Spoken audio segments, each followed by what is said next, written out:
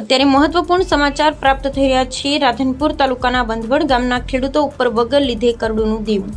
પાટણ જિલ્લાના રાધનપુર તાલુકાના બંધવડ ગામ ખાતે 180 થી વધારે ખેડૂતો ઉપર સેવા સહકારી મંડળીની અંદર ધિરાણ ઉપાડી જતા ખેડૂતોને મળી નોટિસ।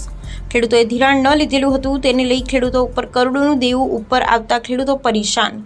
ખેડૂતો દ્વારા બંધવડ ગામ ખાતે અને આવેલ હનુમાનજી મંદિર ખાતે એક મીટિંગ યોજાઈ, જેમાં સેવા સહકારી મંડળીની અંદર ખેડૂતો ઉપર ધિરાણ ઉપડી ગયેલ હોય તેને લઈ ખેડૂતોને ચિંતાનો માહોલ।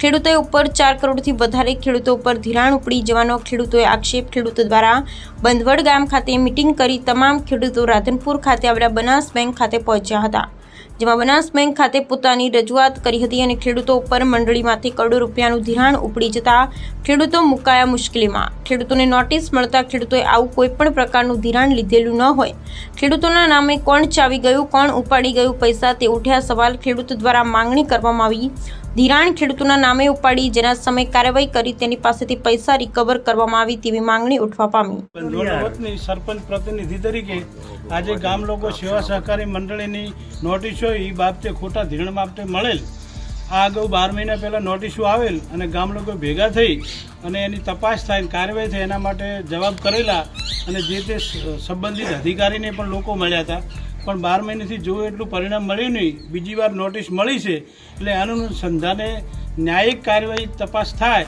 એના માટે અમે બધા ભેગા મળ્યા છીએ અને ખેડૂતે ખરેખર ખોટું ધિરાણ આ ધિરાણ ઉપાડેલ જ નથી અને રેકર્ડ ઉપર તપાસ થાય અને પૂરેપૂરી તપાસ થાય જેથી ખેડૂતને ન્યાય મળે એવી અમારી ગામ લોકોની પ્રતિનિધિ તરીકે માગણી કરું છું। કેટલા ખેડૂતો અંદાજે હાલ જાણવા મુજબ 186 નોટિસો ઇસ્યુ થયેલ છે। અંદાજિત કેટલા રૂપિયા આવશે? અંદાજિત 4.5 કરોડની સમથિંગ નજીકમાં છે।